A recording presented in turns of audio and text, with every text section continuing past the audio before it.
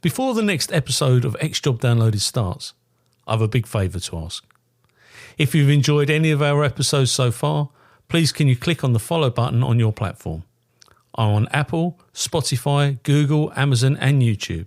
It costs nothing to follow, but makes a real difference to me as a podcast producer. Thank you.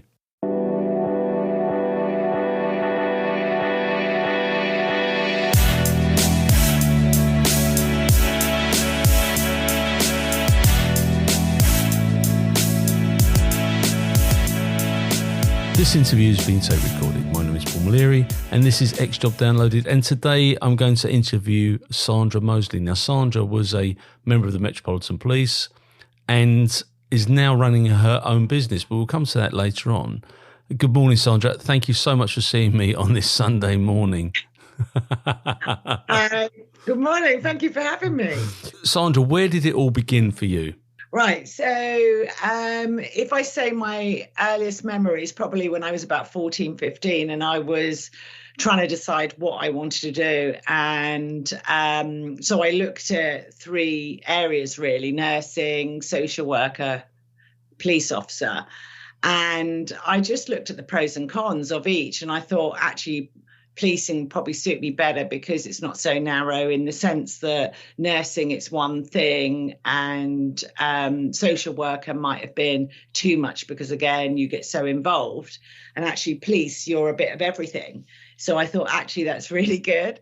That would probably suit me. And so from that age, I just decided that that's what I was going to do. And applied as soon as I could, really. And I had an older brother who was also a policeman, but he was in the MOD at that point.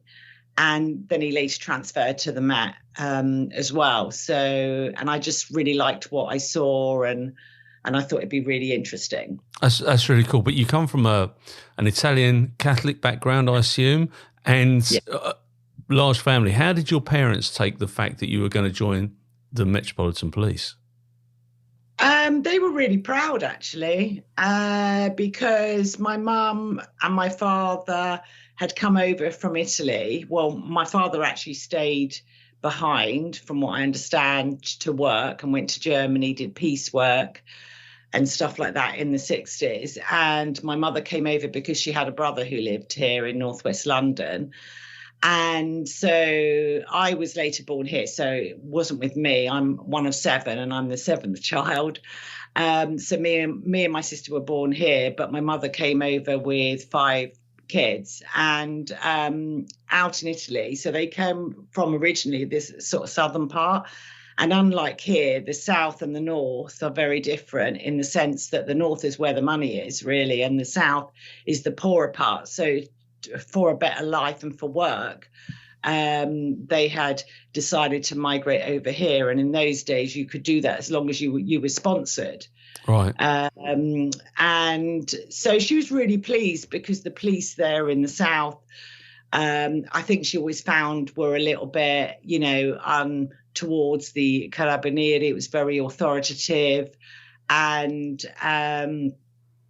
so to have sort of children join the police in England that had given her the opportunities to sort of better her life, I think she was really proud and really pleased and really, really supportive. Yeah. Did you grow up in a fully enclosed Italian lifestyle? Was your whole community around Italian life within London? Yes, it was. Although my parents, when they came over, we lived, like I said, in northwest London, so in Mill Hill. And actually a lot of the Italian community that came from the south lived in more like, I remember visiting family. We went to Holloway, Islington, some Palmer's Green, Bounds Green, where the sort of communities were. But because my mum was sponsored by her brother, we ended up in Mill Hill, which was fine. But I suppose our church was the St. Peter's Church in Clerkenwell, which is the big Italian church. So. Oh, well, so you travel into the city to go to church on a Sunday? Yeah, so we would go for weddings, for all the Italian community sort of like events, we'd go there. But we had our own actual parish as well, because my mum was really keen on going to mass, not just at weekends, but whenever really. And so we all used to, I suppose I don't like to say dragged, but we were all kind of made to go to church regardless, as we were growing up. So, but yeah, we did have a strong Italian community. My parents couldn't speak English when they came here. So I suppose later in life, I realized that actually I learned English probably from my brothers and sisters and from school. Because it was a case of we were reading the sort of letters and the post, and very much like it is probably now or over the last 10 years, where there's been a lot of Eastern Europeans that have come in. I actually see a lot of what probably my parents went through when I hear stories about them, and the fact that they had to take up work that was kind of menial, really, because of the language barriers. Yeah, that we had. And my grandmother came over here from Ireland, and we are all, whatever anybody wants to say, there are very few people in this country that haven't come from a melting pot. We are all effectively immigrants. You just find it quite sad that we're so anti so many people. Yeah, I know. I can understand all sides of it. I mean, who knows what would have happened if I hadn't been born here, I suppose. My interestingly, my mum always said that she had family that went to Philadelphia, and it was a case of whether to come to the UK or go to Philadelphia. So I often think, what would my life have been if I'd gone to the States? Well, I've seen The Godfather, and I've got a really good friend who was on the FBI, and he was an undercover, and he brought down he's Italian. He brought down an Italian crime family in Philadelphia. So who knows? I know. So you've got to a point in your schooling where you've got to focus on the police. Did you have to do anything different, or did you just go through your normal schooling and make your application? Having, I suppose if I could say foreign parents, I'm not sure if that's the right term, but, parents that didn't really understand this sort of education system, didn't really support. I was very reliant, being the baby of the family, I suppose, me and my sister that were born here, on the older sort of family members, siblings. And they were the ones that would kind of support the younger members, I suppose, to kind of do things at school. Because I didn't feel like, although my mum tried to support me, she wouldn't really understand what the homework was or what I was actually meant to. I could have actually have just said that I was doing my work, but I could have easily have not have done my work because she couldn't read or write English.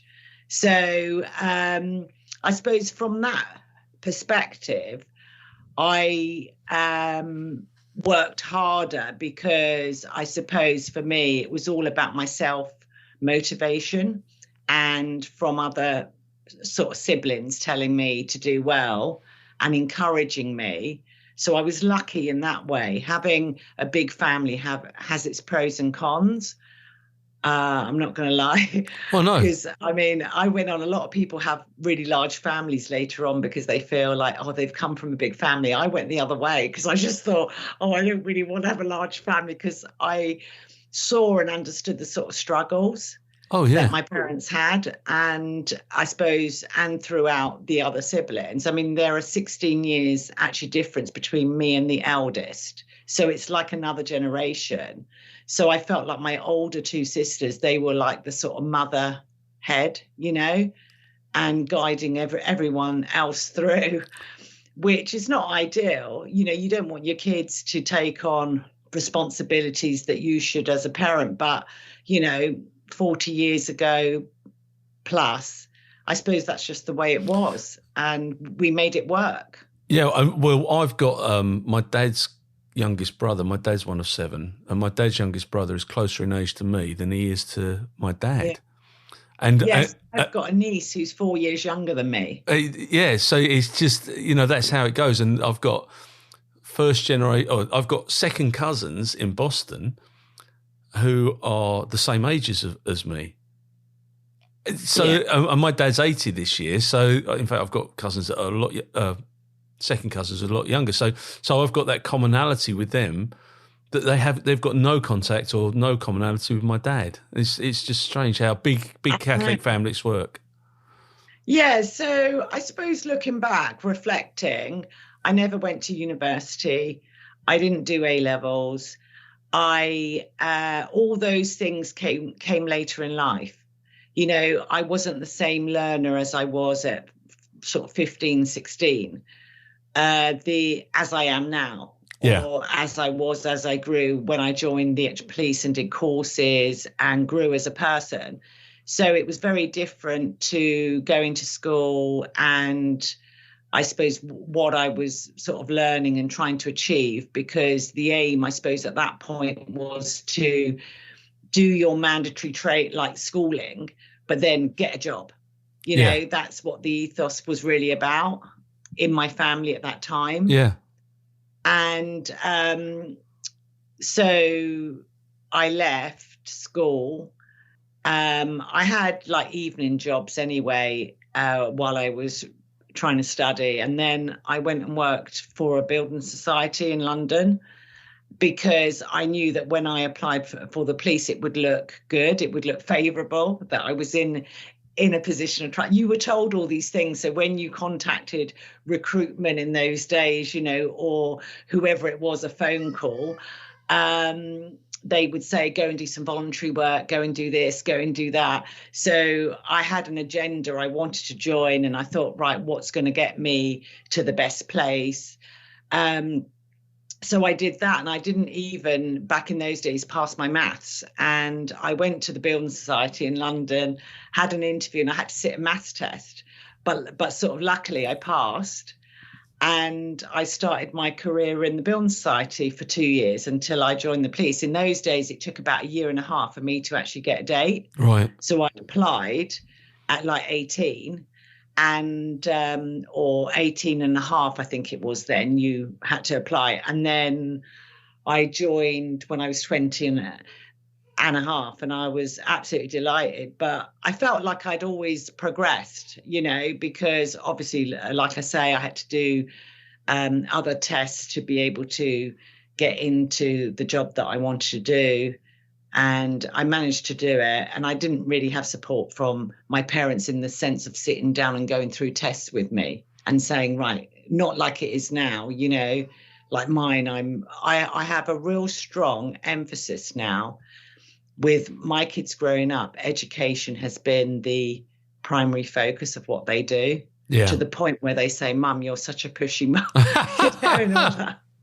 But it's difficult, isn't it? Because you can only take your kids so far. You can guide them so far, and they'll go and do their own thing. When you've done your form and you've joined the police, you've gone to Hendon. What was that like? This is 1991. Yes. So it's, we've got raves going on across the country. There's all manner of things taking place. Politics was being turned on its head. Margaret Thatcher was just stepping away from government. John Major was just going in. What was that like joining the Metropolitan Police? Well, I often say, I was probably very naive because I grew up in, like I say, an Italian family. I was very mollycoddled. I was the baby. I had 2 older brothers. I had lots of sisters. And it was just like, I don't know. I didn't expect anything. I was like oblivious to the whole thing. And yes, I worked in London and I'd been traveling on the train for 2 years. I worked in Regent Street, which is just off the back of Vine Street, where there was a police station. And I mentioned that because the Building Society was held up quite a few times. Oh, was it? And on one occasion, I was in the Building Society on the cash desk when the robber, I suppose, came in. So I had a bit of experience of the flying squad coming in and taking a statement. And at that age, at kind of 19, 20, it was, well, I think I was, I don't know, 18 and a half, 19. It was quite a big thing, you know. But going back to Hendon, I suppose I didn't know what to expect. I knew it would be structured, disciplined from what I'd heard, but I was just really excited and like nervous at the same time. And I have to say, I really enjoyed it. Yeah. And because the big classes at Hendon as well, or big intakes at Hendon as well, certainly they were in those days. Where did you go to after you've done your initial training? Where did you get posted to? I went to Wembley. Oh, did you? So, yeah, I went to Wembley. As it was then, it was a big. So I lived in the section house. I went from training, and I was posted to Wembley QD, and I lived in the section house, which was behind the police station. So literally, I could do my shifts, roll out of the section into the station. It was like brilliant. I mean, it's just such a shame that they don't have that now, because it was like, I suppose I don't know really about uni, but I mean, I did go to university later on to do my teaching qualification, but like living in uni, I suppose this was the nearest thing for me, or the closest thing to it. And yeah, I just love, I think I was just so lucky as well, because I had a brilliant team that I joined. Yes, there were things like you're new, you have to prove yourself, you can't sit on the same table at breakfast. You know, you've probably heard all these stories until you've proved yourself. And things like that were a little bit strange, but I suppose I just sort of went with the flow of it. You know, if that was how it was, then in those days, that's how it was, you know. But do you think? I mean, I don't like bullying, and I really don't like it. I think it's quite disgusting. But there's a difference between bullying and acceptance and character building. You know, we used to be given the teapot from the last probationer, and they present it to you so that you had to make the tea until the new probationer came in. Now, that's frowned upon these days, but that is character building, and that's. You're the sprog, and it's about being part of that team and the acceptance into that team. But I also get the other side where people feel excluded. But yeah, I mean, we've got to put it in context of the time of the era that we were in, and what was going on, I suppose, in sort of history in its wider sense. And for me, I did the meals on nights. We used to have meals at 2 a.m. We'd go down to my mum's house, and she would prepare trays of like lasagna, and fantastic. And we would pick it up with the police van at 2 a.m. So my mum would know beforehand, and it was just, and then we'd load it all up. We worked in Wembley, and they had a panificio, which was like a bread making place by the sort of Wembley Stadium, the like warehouse where they make bread. And then we'd get like 10 sticks of fresh bread. Brilliant. Lasagna, and we'd have a meal on nights. And so every 6 weeks or every couple of months, we put the order in, and then my mum would do cannelloni or do something else, or we would like cook at night. But they were like the whole team, like I say, they would send my mum flowers, you know, and a thank you card. And she loved it, because that was, being Italian, that is the thing. She, you know, it's the whole culture is around feeding people, and it makes her happy, you know, so. But it's community, isn't it? You know, the things you're discussing here. Yeah, okay, look, the police isn't perfect, and we know that, and we've seen all the recent news around it, but it's not as imperfect as some people make out. And that community of policing, if they're not really careful, they're going to lose that completely. They're going to lose that camaraderie, and what you're talking about is pure camaraderie. Definitely, having that meal where you all sit together, and the and we just used to do traditional things like off nights. When you finished your 7 days, on your 8th like morning, you'd all go to the section house, and you'd all be drinking in the morning. It's a common thing. That was the last sort of day you finished. And rather than go to a pub, I suppose we'd just be sitting there doing whatever we do. And it's I kind of debrief, and even after late shifts, we used to go to the local pub and all that. And I found even when I went back out as a DS, like quite a few years ago now, but that had gone because people were trying to get home, and it was just like people had moved out of London. Like you all had to live in London. When I joined, you had to be in London. You couldn't really live too far out. It wasn't really the thing to live on your ground. You did work on your ground. I mean, that wasn't really part of it. It was better if you didn't work on your ground. And then they changed all that, and people were allowed to live on the ground. Everything changes, every few years or every 10 years, it seems to evolve the rules. And I suppose there was just a whole big shift in really that people were not they'd lost that kind of, unit of your team as such. It's a shame. And there's pros and cons, isn't there, to all of that. But for me, coming from a family, I really felt, although there were certain things that, when you're introduced into the team, you have to do certain things, like I had to sit on a different table, I had to do this, do that. I didn't see it as bullying because it was never done with any malice. It was always done really nicely. Even, I mean, I don't know whether I can say this, but I used to be called WAP, and Italian and spaghetti and stuff like that. But it was never done being horrible. I mean, you wouldn't obviously do that now. No, you wouldn't. And you couldn't say any, and I totally agree with that. But when I think back, I think, do you know what? I used to quite like it, because I felt like it. I was accepted for my background as well. We had, every Welshman was called Taff. Yeah. We had, it was just absolutely, everyone from Newcastle was called Geordie. That's how it was. And every Irishman was called Paddy.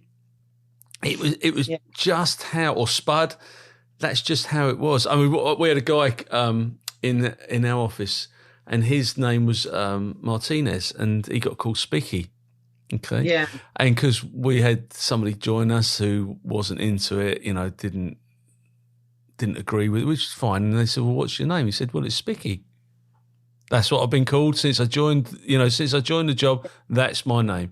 Yeah. And I can see now why nicknames and stuff like that shouldn't be allowed, and I totally agree.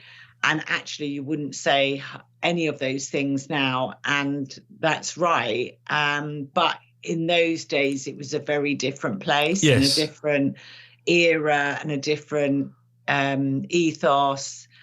But I can honestly say none of it was done, from my perspective, with any malice or I wasn't ostracized because of it. And I took it as a term of endearment, believe it or not, at that time. You're part of the team. Yeah, I absolutely. I mean, it's funny because I like I say, I do get it, because you could say something that would really offend somebody, and I think as you get promoted, you become more in tune to that as well, because you start to understand that there is a team ethos, but when you get to sergeant, inspector, so on, you can start to look back in and see where people are being affected by some of the nicknames or some of the behaviours. And they're more, I think the police are more embracing now than they've ever been around diversity and what have you, which is brilliant, because the police do represent a diverse background. You do need to have Italians, you do need to have Turkish people, you do need to have Pakistani, Indian, and so on and so forth, because actually that's how society is built. And we go back to the immigration, migration conversation. It needs to be representative. And to be honest with you, I because I was posted at Wembley, obviously we got football. I mean, I'm not a big fan of football, believe it or not, although my son plays football. I only watch the kind of main games when it's Italy and England, or the main events. But being in Wembley, I used to do a lot to do with the charge centre. So when Italia was playing Italy, I used to be the interpreter for the bag carrier.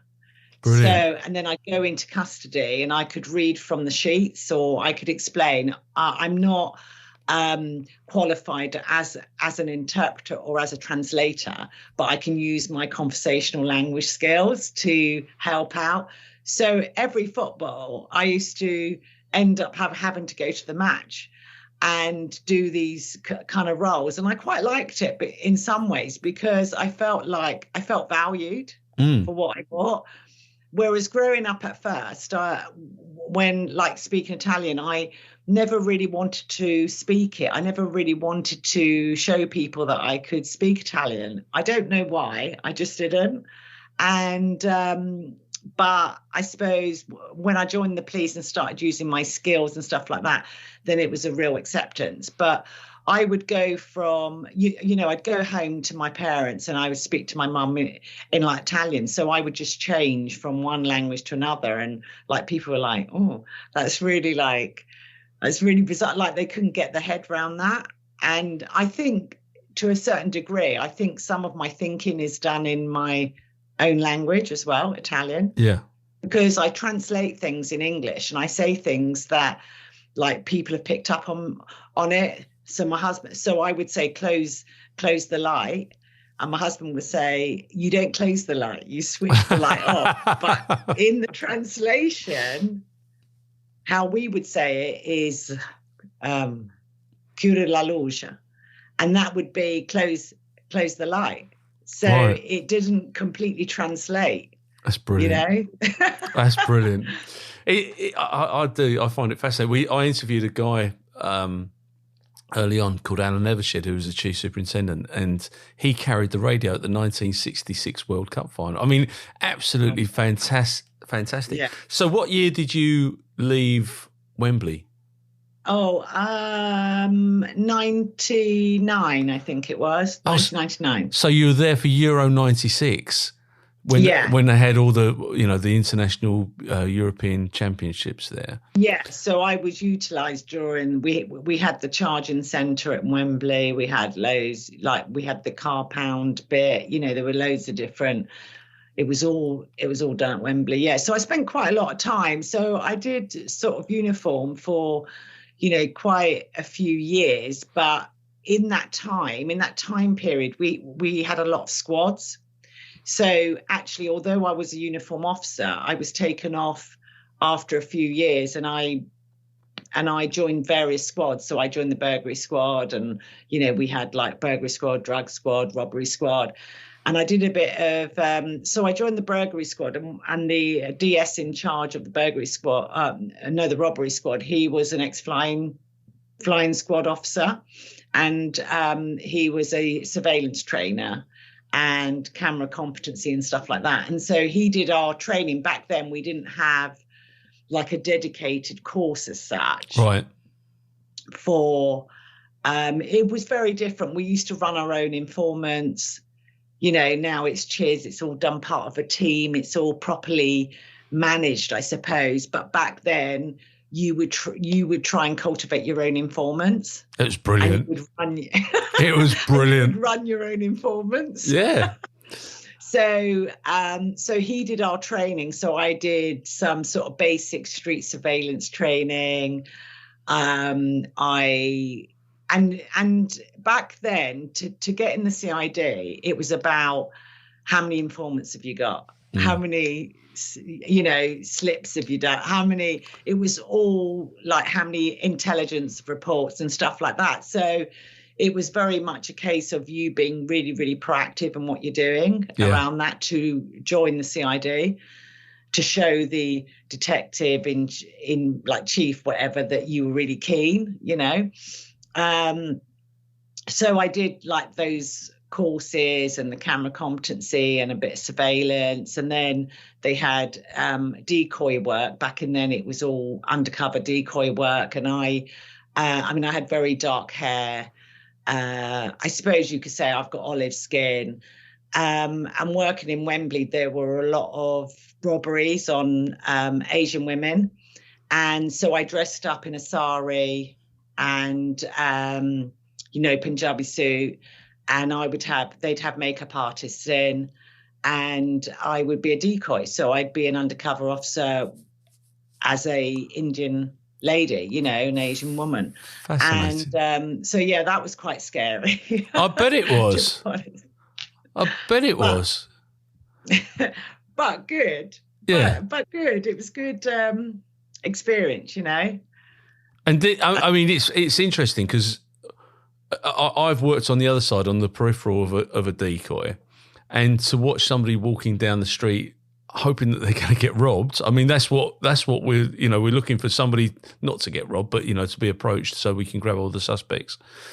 That must be quite unnerving whilst you're walking down there. It was to the point where I had to take out my radio in the end. I had an earpiece and I had the bag with the camera and everything, and I'm walking down a stairwell in Wembley where it's actually got a blind spot as well. And I knew that, but because I kept hearing them saying, yeah, male approaching from behind, I couldn't, I was just like, I'd flinch. So in the end, I said, I got to take out my piece. I can't have it in. So I'm just like trusting that you're going to be there. Wow. When it takes off. And it was fine. It was good. The team, you still had, even back then in the 90s, early 90s, you had a strong team and strong, they were like your family. You spent so much time with them that they were your family. I still say that, and it was just built on trust, and that you trusted the people that you worked with.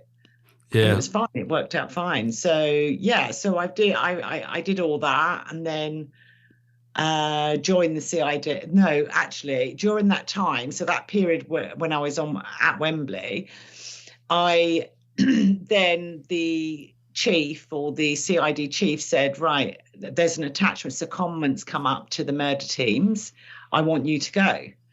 I think it would be really good for you, and all that. And I was like, oh my God, I'm not even like fully qualified, and I've been offered this role, but it was good for me because I thought, well, they really think I'm good for them to send me there. So back then it was called 2-area AMIT, which is like the murder teams as they're known now, for North area, North West London, but it was kind of pan London really. Where was the office base? Where was the office base at that time? So it was based at Hendon, and so there was one at Hendon and one at Albany Street, which is Camden, Kentish Town. So we had two actually bases, one in London and one in Northwest London. Yeah, so I worked there. I gained really good experience. I got commendation from there because so I'd gone there and obviously worked on the team and just did really, to sort of start with, you've got to learn the role and stuff. So I did a lot of the intelligence stuff. So phone lines, all that sort of thing, subscriber checks. And then I was just part of the inquiry, so actions, whatever comes out. But prior to that, at Wembley, like I said, I did some of my, I did camera work, and I worked for the proactive intel team. Right. So I'd done a lot of like logs. I'd been in OPs, I'd been like decoy and all that. So when I was on the murder team, a murder happened, and basically I was off that day, I think, but you all had pages back then. We didn't have mobile. That's right.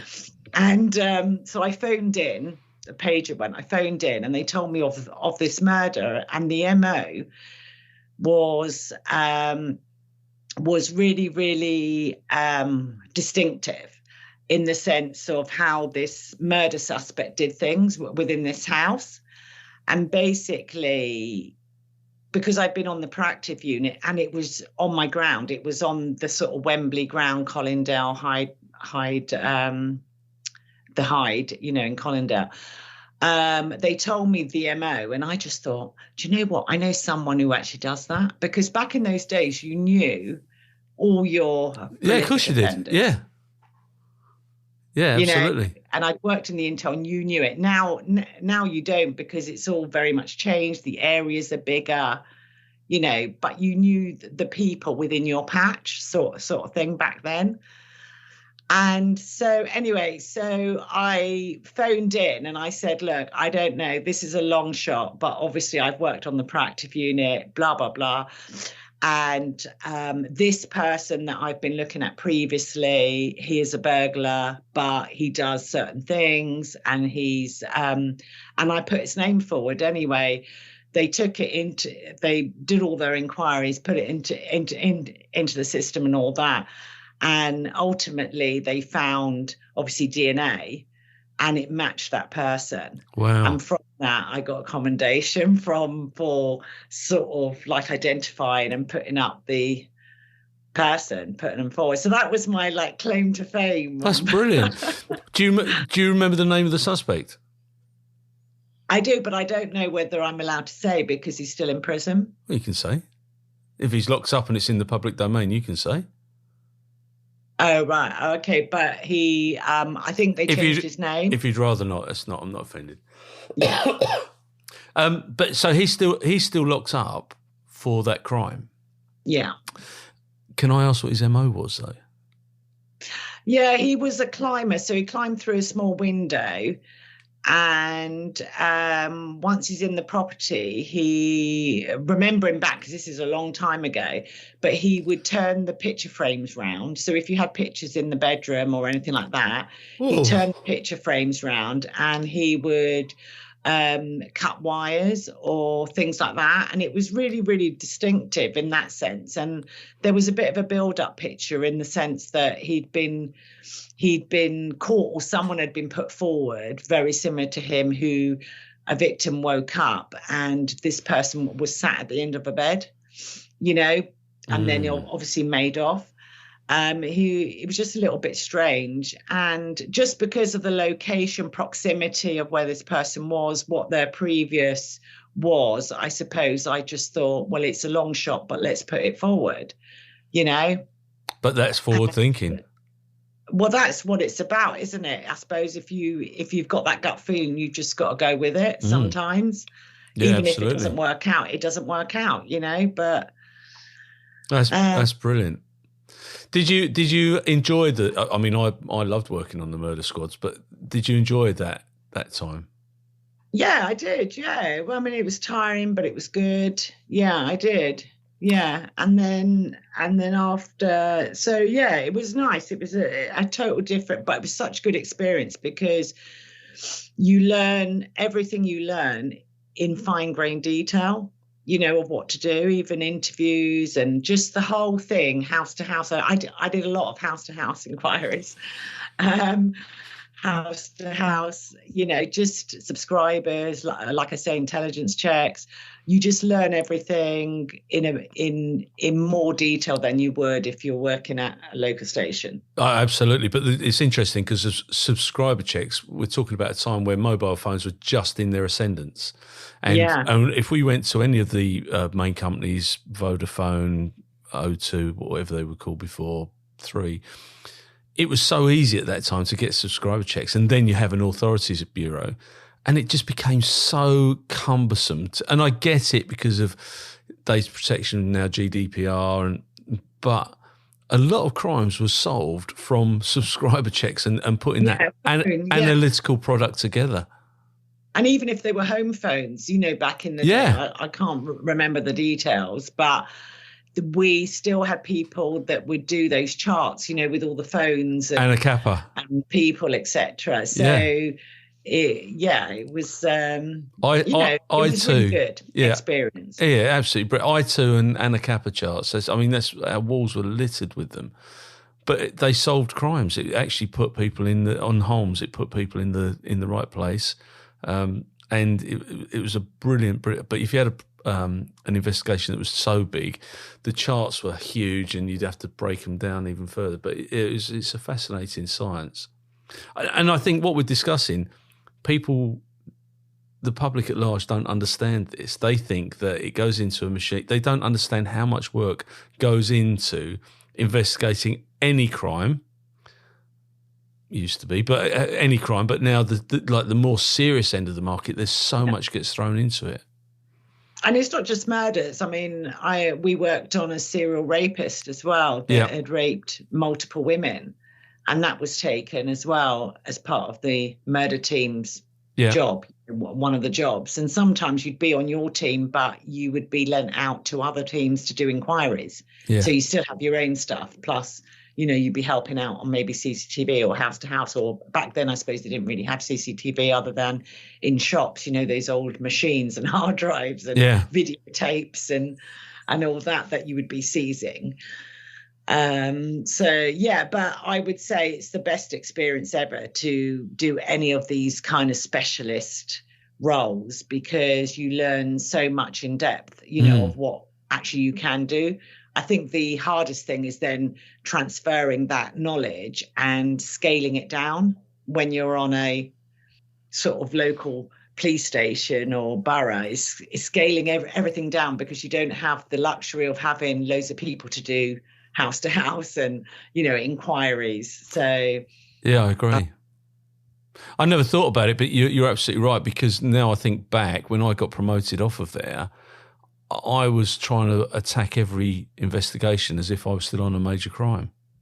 Yeah. You put a file together and it's a work of art, and you put your stuff, and there was no pressures about you'd have people remanded in custody for murder, but there was no huge pressures to get them in, other than the fact that you had to get your disclosure done by a certain point and so on and so on. But it was work in progress, and I found that particularly difficult when I went back onto local policing, because I didn't have the luxury of the additional support from people. I'll just go out and collect that CCTV, just do those disclosure bits. You didn't have that. You had a beleaguered workforce that were trying to deal with everything else. Yeah, with like 30 crimes, and you're trying to put a complete action plan that is too much. It's not really proportionate to what you're dealing with now on borough or on a police station. No, I know, but as long as you're aware of that, I suppose, then you can kind of tailor it. I don't know. So how long did you serve on the AMIT? It was only about 18 months, because it started off as an attachment secondment, because our DCI at the time, she was really keen, and she'd been on the murder teams and all that. And so obviously she was happy to send people, because she really thought it'd be good experience. And I suppose she had this thing with the murder teams that she would send people there to help, and work with them. And then I stayed on because of that murder and other things that happened. And I tried to stay on as much as I could as well, and not go back, in the hope that I'd probably end up getting a job there anyway. But eventually I was pulled back. And then I did my detectives, officially the course and everything. Yeah. And then I got through that, and then I went as a detective to my station, to my new station. As it was then, you had to move as a DC back then. If you got promoted, as they could, it felt like a promotion. Yeah. Then you went to a new place. And where did you go to? I went to Colindale. So predominantly I always stayed in the sort of northwest area, London, area. So I went to Colindale, and you felt like you were the main person in charge, as the detective on night duty or detective, everyone looked up to you. Yeah. For what was going to happen. Yeah. On nights, and you were telling people, and you had people that were trainees on your team. But you'd have uniform inspectors that would come to you and say, well, Sandra, what do you think? And you'd be thinking, but I've only just become a fully qualified detective, so don't ask me what I'm thinking. But they do. They look at the CID, or looked at the CID as a beacon of professionalism around policing. Definitely. And my first week, I remember this actually. Now it's all coming back to me now, and this is years ago, 20 years ago at least. But my first week, we didn't even get to the end of the week. My first few days, I had an attempted murder, and it was just really good. I mean, although I was a bit nervous because obviously you're new and all that, it was good because obviously I'd been on the murder teams. But it's different because obviously we were dealing with it locally. So we had that. And also back in the day, if it was a murder where the suspect was known, then we would keep it on the actual station and we would run it manually. So not on homes, but on a sort of carousel index. So we had one of them as well. And we were running it on index cards and going out and taking statements and actions and trying to just run it manually. It's brilliant. On paper and put it in. So, so I think it all stood me in good stead. So when did you go? When did you decide to go for promotion to sergeant? I was fairly older in service and older in age when I did that and there's some reasons, because I say this to like people now. And the main reason was that back in my day, if you said to your team you wanted to take the exam or do promotion, they would just laugh at you. They were like, get some time in, And so you could never say, if you had under 5 years, at least, you would, I would say, in my opinion, you'd have to have at least 10 years before you could say, I want to go for like promotion. Yeah. Back in the 90s, the early 90s, because that's how I felt. And so I didn't for quite a long while. And I think what happened, I'm just trying to think. So there was at Colindale for quite a few years. And then I'm just trying to see the order of the events now. I think I started to actually study for the exam. I'm just trying to think whether it was before my daughter was born or just after. And I thought, I want to go for like promotion. I want to give it a go. And then when I eventually passed that, because it's a different process to how it is now, I think I had about 15 years in the job, 14 years in the job. So, and I'm just trying to think, did I have my daughter? Yeah, I did have my daughter then. Yeah. So I had my daughter, but she was like really young, like 2 or 3 or something. And I thought I need to have it done. I would have hoped that I would have done it all before I'd had my family, because that was the idea. But I didn't, because I think at that point in those days, like I say, I don't think, they really would have supported you. No, for that. You needed to get. I'm the same. I was really late getting promoted and ended up with a chief inspector's pension. Where did you go to as a sergeant? So I went to Edmonton, which is now called North Area, which is Enfield. Yeah. Enfield and Edmonton. It borders Haringey. So a really busy station as a DS, and it was just really, really busy with gangs and stabbings, and you just never looked at the clock. Like, you'd look at the clock in the morning and you wouldn't even notice when it was home time. It was that kind of busy. So time just went, but it was really good. And I really like, I sort of remember, I think I was so pleased that I'd got promoted, and I didn't pass first time, which I was absolutely gutted. But eventually I got promoted, and I think I was just so honoured that I really wanted to sort of embrace the role. I was so thankful, Yeah. And I just really loved what I was doing, and I just threw myself in it. And and I think at that point, that was when I was running my team and really sort of like trying to teach people what to do and, do what sergeants do, I suppose, detective sergeants should be doing, supporting your staff and all that. That's when I kind of realised that I really enjoyed doing that. Yeah. I really enjoyed watching people grow and really, be good at what they did. And I wanted to impart my knowledge and everything I'd been through, in my service, because I was quite experienced. I wasn't like someone who'd arrived and I only had a few years. I was like, I'm a 16-year, detective and blah, blah, blah sort of thing. Yeah, no, I agree. I sound like old sweat, as they used to call it.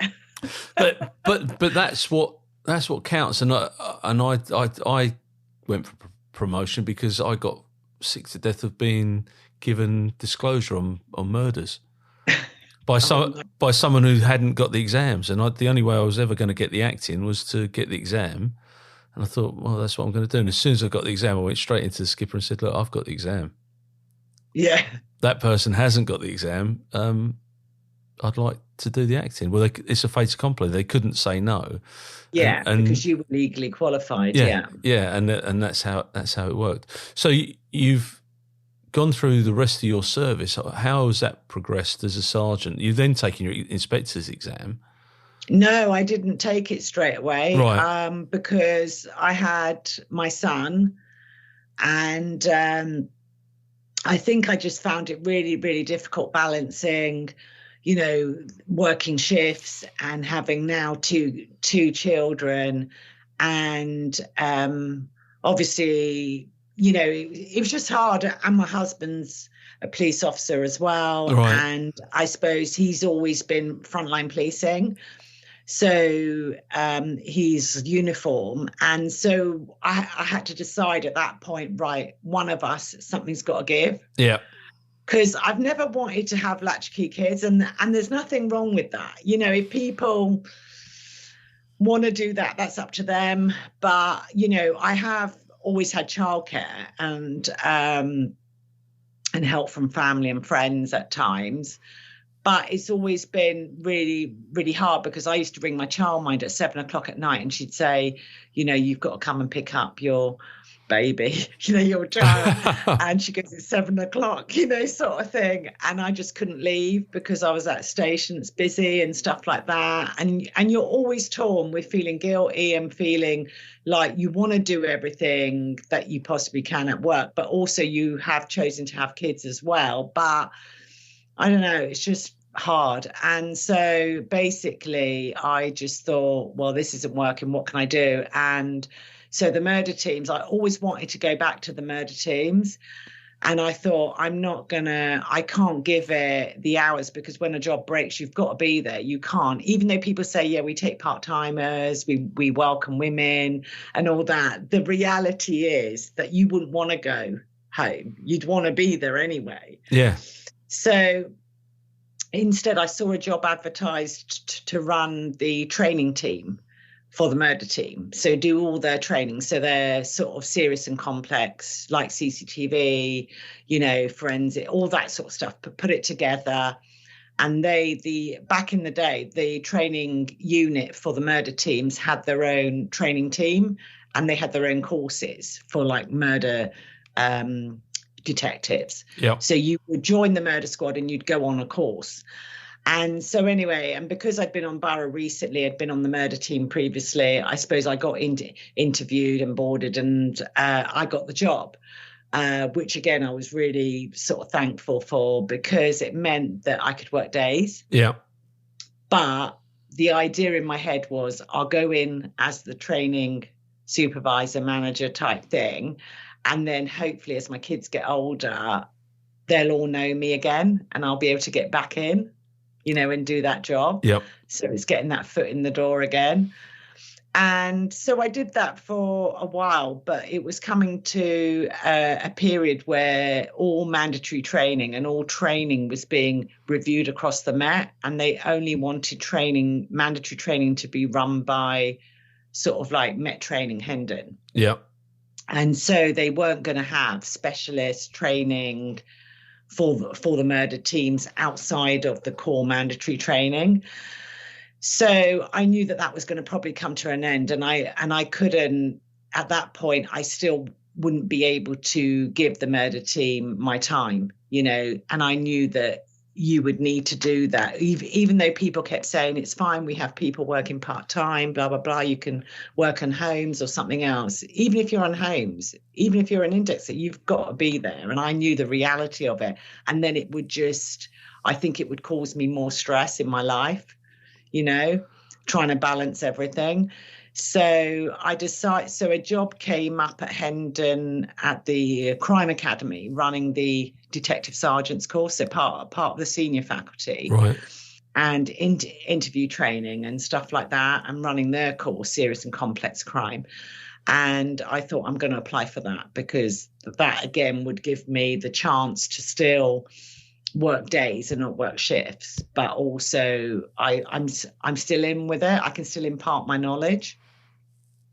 So that's what I did. I applied for that job and I got that job. And, you know, at that point, at that time, it was a really tough gig, because they only wanted people to run that course that knew what it entailed, as in to do house to house, to do CCTV, to do certain things. So you had to be kind of qualified in areas and prove that you could do that.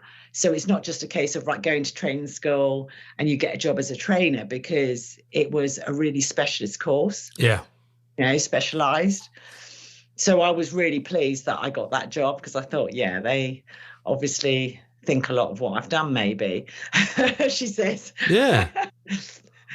And that was it. So speeding forward, then I took my promotion exams while I was there, because I was able to do that. But in between, I suppose I missed out that I also had the opportunity to go to university to do a teaching qualification. As part of the job? Yeah, as part of the job. Wow. Because you have to be qualified to be able to teach these courses. Some new legislate or something had come in. I'd had the trainer's course, you know, the one that they do, the basic course that they do at Hendon and stuff to train people. But now it was, I don't know whether something changed in the way that they were kind of running it, and they had some courses, and they said, right, do you want to go on this? Or I put in for it. And it was a 2-year sort of either PGCE or a Cert Ed. So depending if you'd been to university before or not. And so, yeah, I was going to take it. And again, everything, it's really hard, because my neighbour helped me with my daughter, looking after my daughter so I could go to university in the evening. Again, it's that thing where it's constant. You know, it's really hard balancing family, the job, home, you know, and trying to further yourself, but you're trying to study. But your single-mindedness has overcome all these barriers.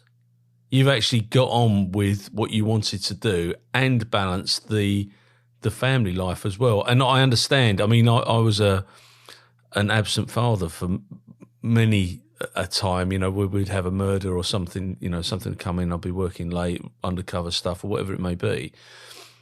But it's different for a guy, because I haven't got the maternal instincts. And I had my wife, who I could say, I'm really sorry, Joe, but I'm going to be, I'm tied up. I'm not going to be home tonight or tomorrow or whenever. You can't do that as a working mum. No, I know. And people think that, oh yeah, it's shared. But I think naturally the mother or the woman or whatever, not in all cases, but in our case, I suppose it was just, you know, I suppose I still took the lead, or I still had the majority of the responsibility of, you know, the amount of school emails you get now, the amount of letters, the amount of this, and, you know, paying for lunches, paying for this. At one point I had 2 childminders and a nursery, just to pick up, drop off, have all day while I was working, you know, and I wanted to stay at work. This is the thing. Me personally, I didn't want to be an at-home mum looking after my kids. It just, I'd built a career. I'd started young. I knew that in my 30-year contract, I suppose I was contracted. I knew that any, you know, gaps would affect my outcome of my contract. And I suppose I was kind of, I had that foresight that I just needed to stay working, you know, and that the benefits would be that I would be able to retire early, you know, when I'm still young enough to do sort of other things and be around. So that's what I did. And yeah, I overcame obstacles as they went along, but every day or most days, you have to be super, super organized. I mean, I just ran a tight ship, as my kids would tell you back then. I had to. It was, you know, they were up at like 7:15, 6:30, 7:15, drop off at 7 at the childminder, and then I'd be racing to work to get in on time. And it'd just be things like the snow. You know, I was running a team and I dropped off my baby then dropped off my daughter, and then I got into work, and then there'd be people like, I'm snowed in or they're late. And I'm like, I've just dropped off 2 kids, get in. You know, and I suppose back then it was just really, really frustrating, because I thought, if I could do it, this is the thing that I've had to adapt as well, is that I set myself such high standards. And what I consider, people have told me, like, it's probably feedback that I'm saying it like this, but I think I've had to change that way. Just because I've done it, just because I made it in, doesn't mean everyone is going to do the same. And I think at that time I was expecting that, because I did, and the sacrifices I've made, because I knew that someone had to be in, and you had to, and I had to, as the team leader, I couldn't not be.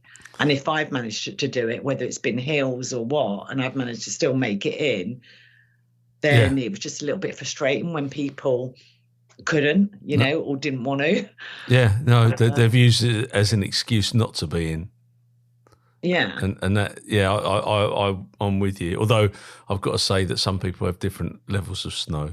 It's because I actually had this with somebody that couldn't get in from, well, they were living in Surrey, Aldershot, Hampshire, and they were coming to Harlow, and they couldn't get in because of the snow.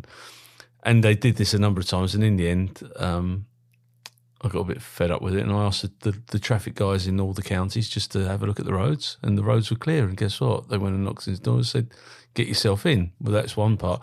Yeah. But then I had somebody who lived in Saffron Walden, which is just down the road from Harlow, and the roads weren't clear. So what happens next you get promoted at some point to inspector? So I do my teaching thing, and then I do my exams, and then I get promoted again. I didn't get promoted first time.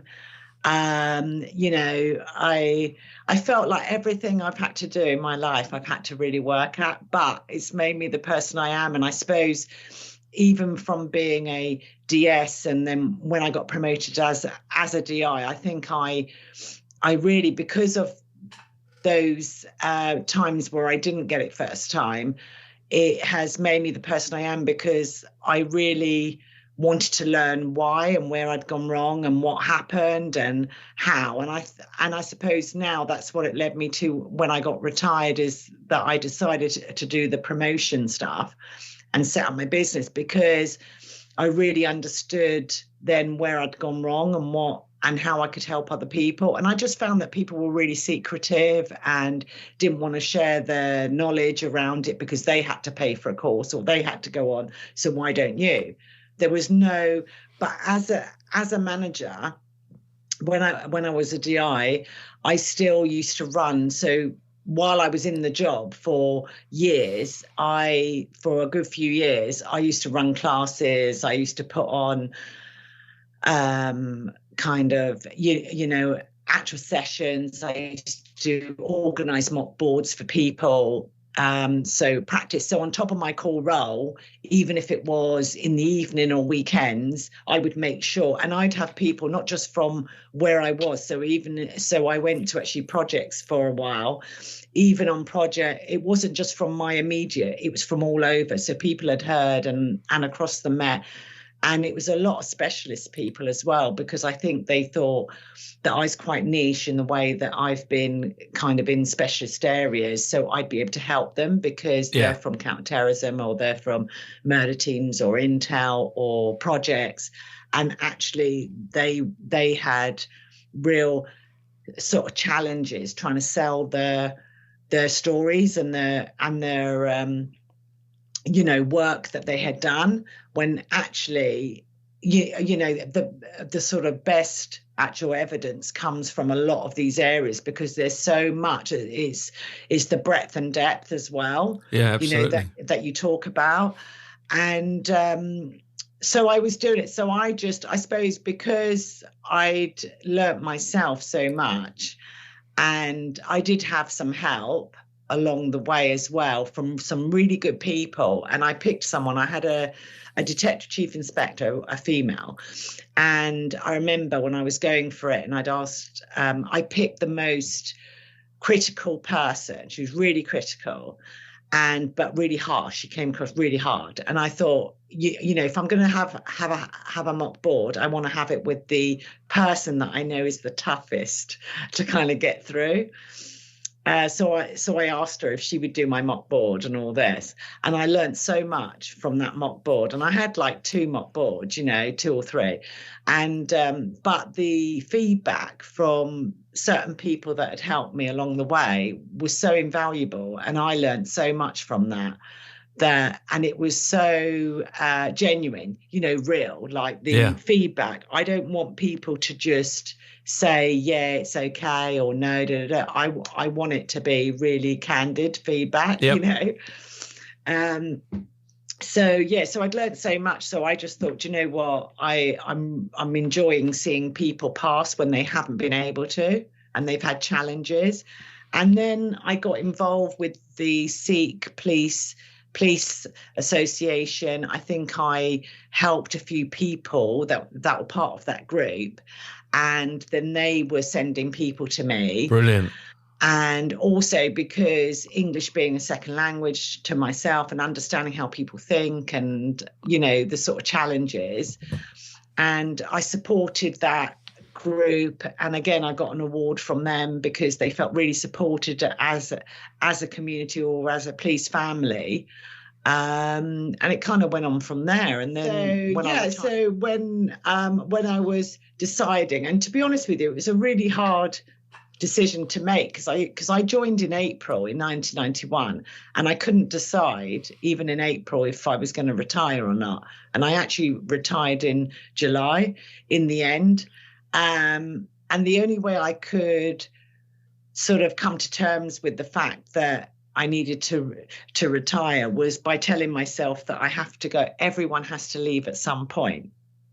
That's the only way that I would leave, really. And I had to tell myself, right, well, I'm going to have to go eventually. What's the point? I was weighing up like pension, money. I don't want to just do it for the money. I want to go when I'm ready to go, you know, all this sort of thing. Yeah. And so I thought, well, okay, so I decided, but in my mind, I thought I'm going to set up some sort of mentoring, coaching, training business, police promotion training, because still now in the job, I just feel that there's a lack of that. And I knew some companies that actually offer it, and some of them are probably very good, and there's some that aren't so good. And I just think people are paying for this. And I actually put the meat on the bones. I actually can mentor them through it, like tell them exactly, because I've been on both ends. Yep. I've sat on boards and I've, you know, been an actual marker on board. So I kind of get what it's about. And some people need to be kind of spoon-fed through it. You know, I do a lot of coaching sessions where I split my time and I take them through it step by step and talk them through it. And then they realize, you know, what is actually needed, what the tool, they don't have the tools. So, so that's what I did. So I set up Sandra Mosely Training and Promotion Hub when I retired in July 2021. The links are all going to be on your bio as well, so everything will be out there. That's great. So, like I say, I do coaching, mentoring, workshops. You know, I'm slowly building. It's word of mouth. My, I suppose, USP or my unique selling point compared to other companies that do this is that I do a lot of one-to-one. So although I offer courses, and other companies do, where you have 12 people on a course, it seems like people contact me because they actually want a one-to-one. And a lot of places won't do one-to-ones because I suppose it's one person one day, whereas they can have 12 people and do one day. Whereas for me, it's not just about the money. Yes, it is a business and all that, but it's more than that. It's kind of passion. I actually feel like I'm still part of the policing family, you know, and I want to help, and I genuinely want to help people succeed. Yeah, I get it. So that's why I do it. And it's not because money is lovely, you need money, but I know what it's like not to have any. Yeah. And to then have money, I suppose. And it's not the be all and end all for me. That isn't my motivator, just my motivator.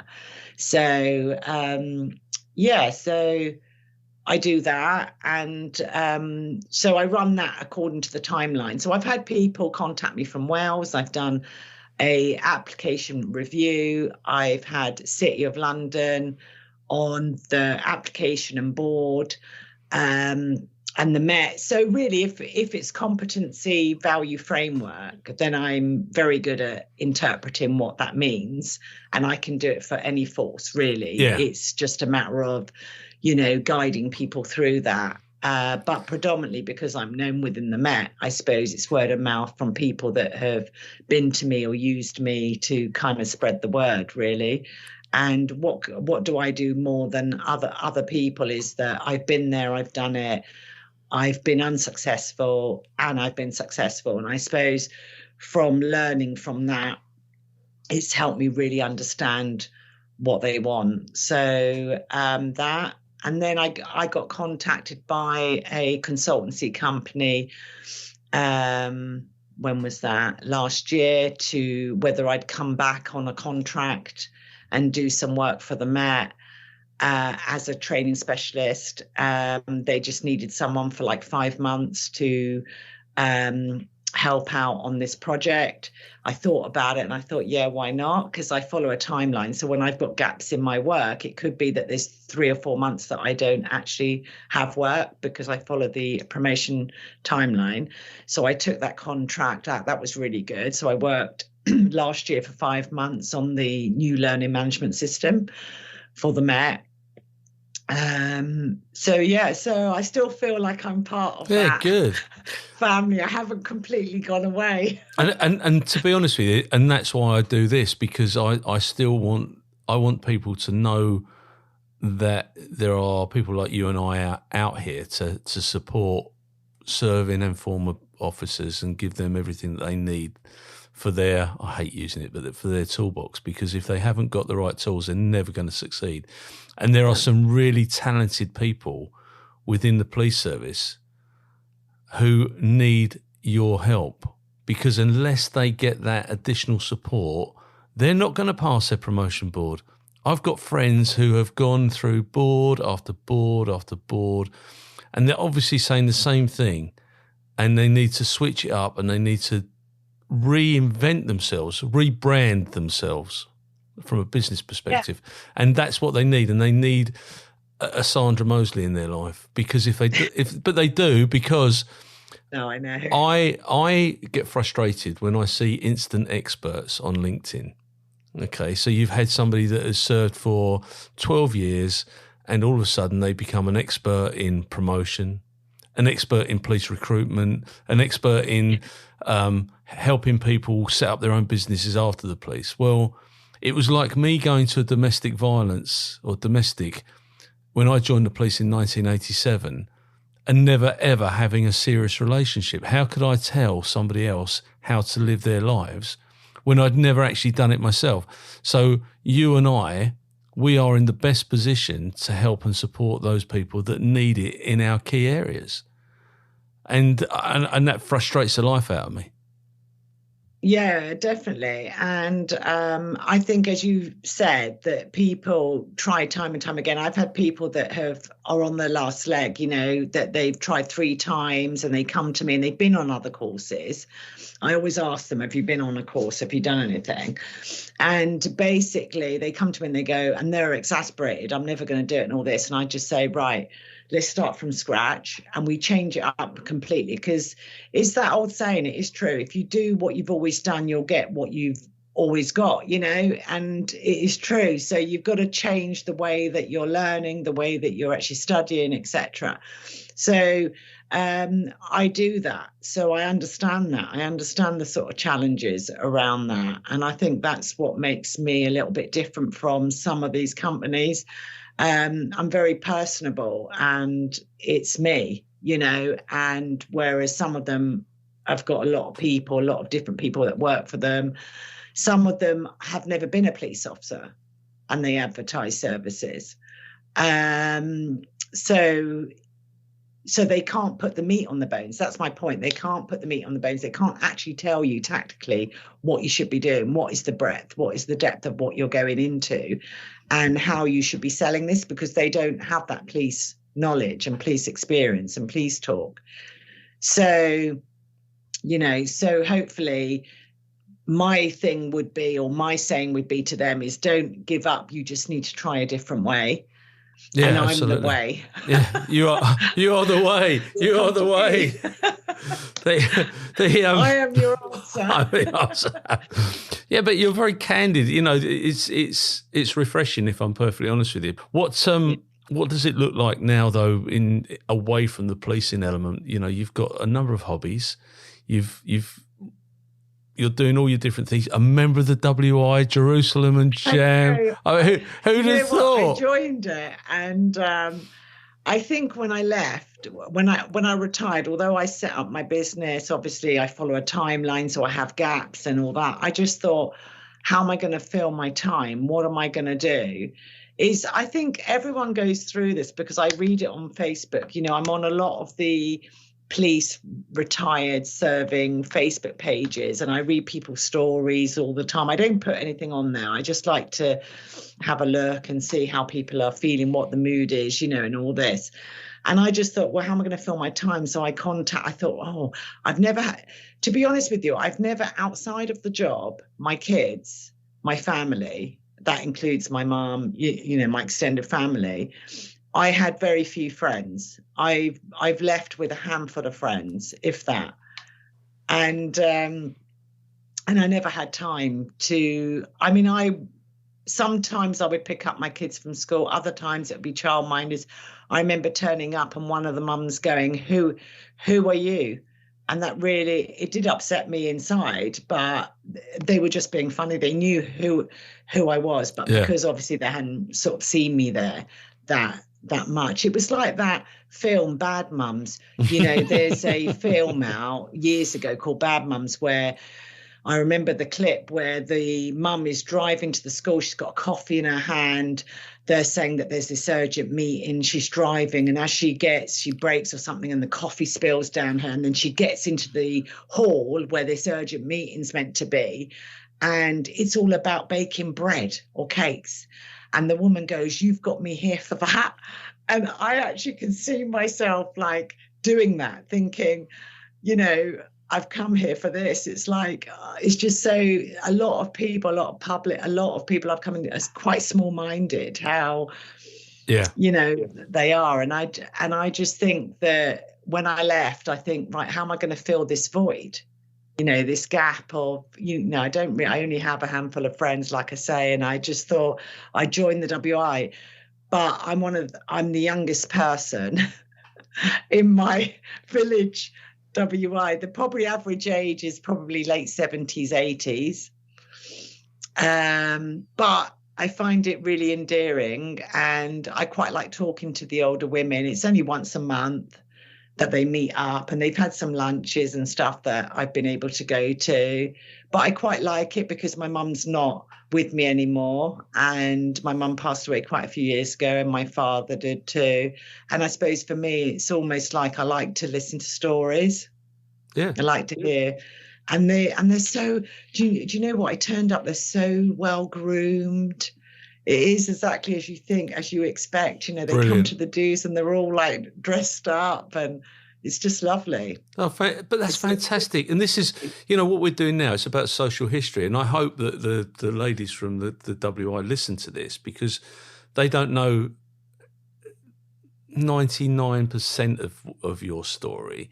And when they start talking about this, you'll be able to put more meat on those bones, because we could talk for days. I just know that because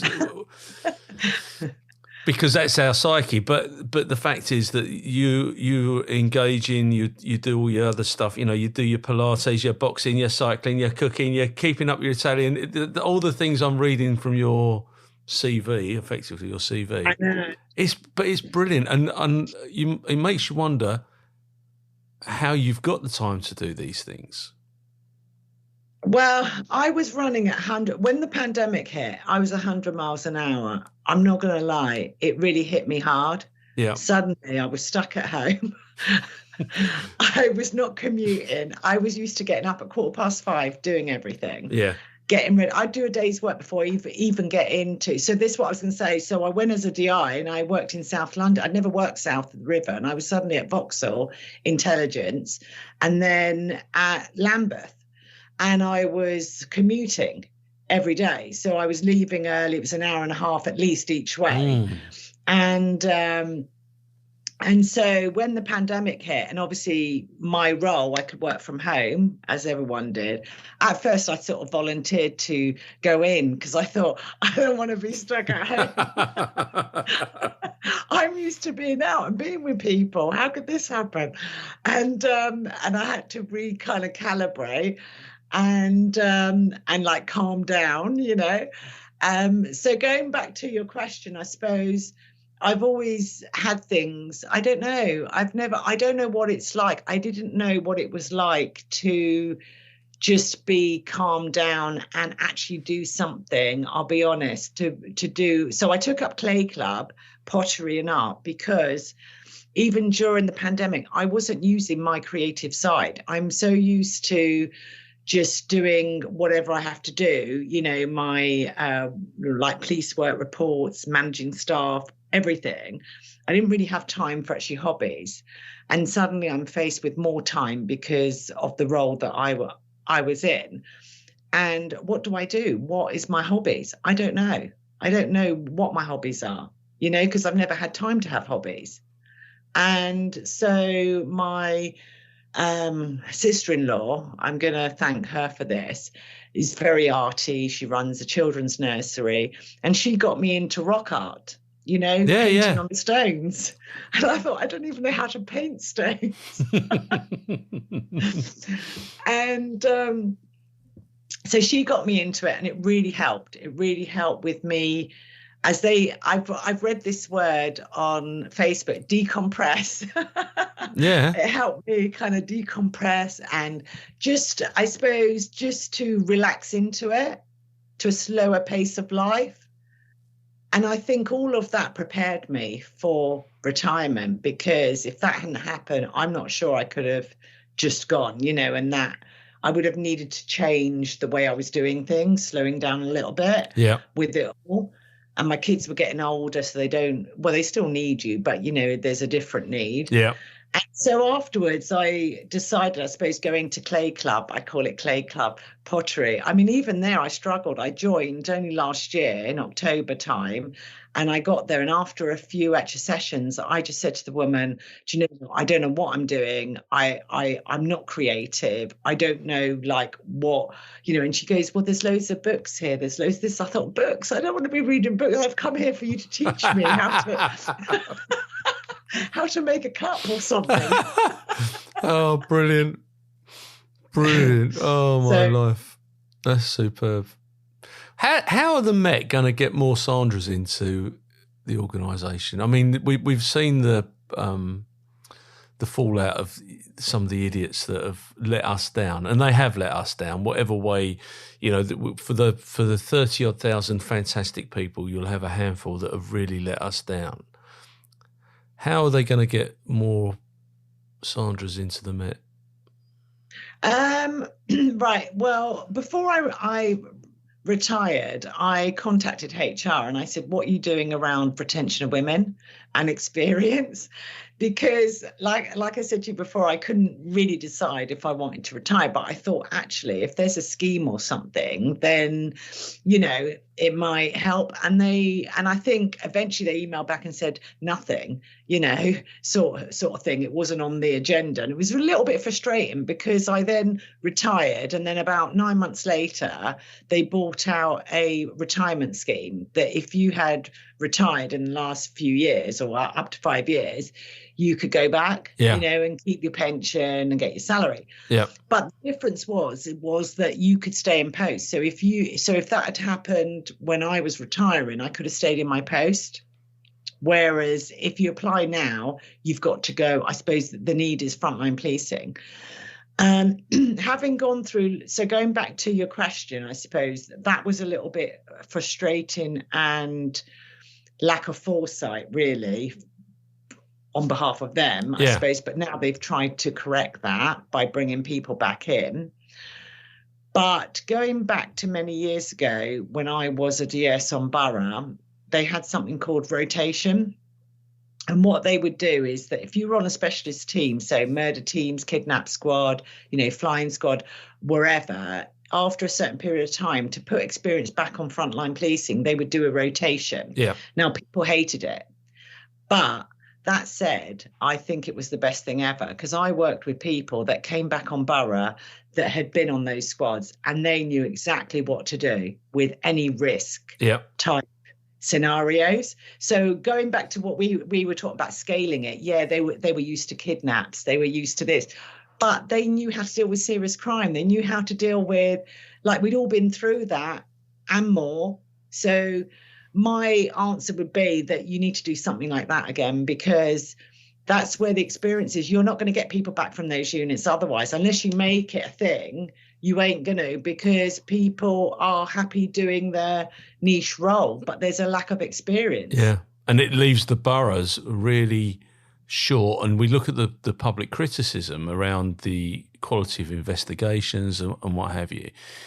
They need to get that experience out of the smaller teams or out of the teams and share the love, because those people that are on boroughs need to have the opportunity to go and learn. And with that rotation that you're talking about, that knowledge will then go through and they'll have better retention. Because if all you can ever see is a blue light and I believe in the sanctity of the police service, and I believe that we need to have good frontline cops. And I've said this dozens of times before, every crime starts in the community. So if you can get wherever that community may be, but you need to have your communicators, you need to have your intelligence gatherers, you need to have a complete team. But to put reliance on inexperienced people isn't going to work. But the reason why there's that lack of experience as well is because people aren't really happy and they're moving on as soon as they can. So and because they're not getting the learning, they're not getting the support, they're not getting. So there's a few things. So one is the experience and the rotation, I think, could help. But the other thing is the training. Like, I'm not going to say that the new way of them training, I've left after over 30 years and I didn't get a degree from all the experience that I've got. I've got PIP level 2 and I've got PIP level 2 managers and I've got CMI, you know, and all these sort of things. And I went to university later on, but it is nice to have been awarded with something at the end of your 30 years. However, that said, you only get it now if you join the job and you do one of the pathways. The problem still with all of this and it being outsourced to a university and all that sort of stuff is that team kind of spirit still. I think that's eroded a little bit. You used to know who your people were. Like, they would know after a couple of weeks of being at Hendon, you'd know what you were like, because people can only be different for a short period of time. I've taught in classrooms and my course was a 3-week course. And at the end of week 1, you knew what that person was like in the workplace as well as in the classroom, you know? So I think that's kind of made a big difference. And I wonder whether they could have done something. My understanding is that the reason why it's gone to the universities is because in order to do a degree, and to get a degree qualification needs to be held in a university setting.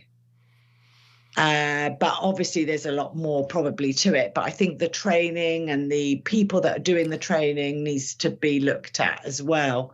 But they are reviewing that. I think it's only the Metropolitan Police that aren't going down that route. I think the other forces are going away from the academia. I think they're going to have options. But you're quite right. I think when I left, I'd written strategic papers, I'd written academic pieces, I literally had, you know, we've written books, you and I, over our time, we would have written books on academia, which should have given me, I know you've got a degree, but I should have got credits so that I could have gone forward and left with a suitable qualification. But I didn't. Yeah. I didn't. It's something that no, not me. Yeah, you could if you had that as your end goal, then that would be even more reason to see it out, if that makes sense. Because if you think you're walking away with an accolade, a degree, then you think, oh yeah, I'll stay for those extra years because I'll aspire to it. But the fact is, there is no carrot at the end of this, or pot of gold at the end of the rainbow. Yeah, so that's the incentive now, but everything has to give, and there's got to be compromise. And I think the give on that is the fact that it's not a residential course. You don't know your class and your team necessarily. It's a blended learning style. So there's pros and cons to the whole thing. Yeah, but, absolutely. It's probably another session. I feel like I've been counselled here, to be fair, but it's that's what you get from me. You get support, the mentoring, the coaching, and the counselling. No. Well, it's brilliant. Sandra, before I conclude this interview, is there anything you'd like to add, alter, or correct? No, I think it's been great. I was a little bit apprehensive not knowing how it was all going to be or go, but thank you. No, it's been great. It's been lovely speaking to you. Have a great Sunday. I'm sorry that I've taken so much of your time, and I'm really grateful. Thank you. Take care. Be good. Bye. Bye.